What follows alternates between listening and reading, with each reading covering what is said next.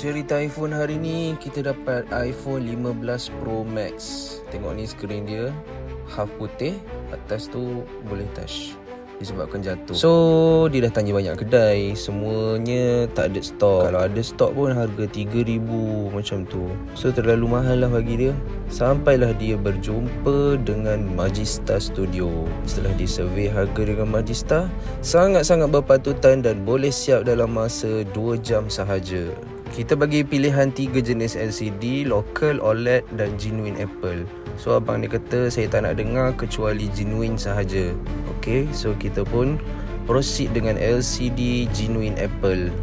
Okay guys, by the way, sekarang kita ada open new branch di Subang Jaya SS15 dan juga Damansara Damai. So area-area yang berdekatan, orang Shah Alam, PJ, Sungai Buloh yang berdekatan, boleh datang ke branch Magista yang terbaru. Thank you support kita geng. So sempena pembukaan branch baru ni, saya nak buat promo untuk bateri iPhone serendah RM80 sahaja untuk 20 customer terawal. Siapa yang berminat untuk grab, komen sekarang kat bawah.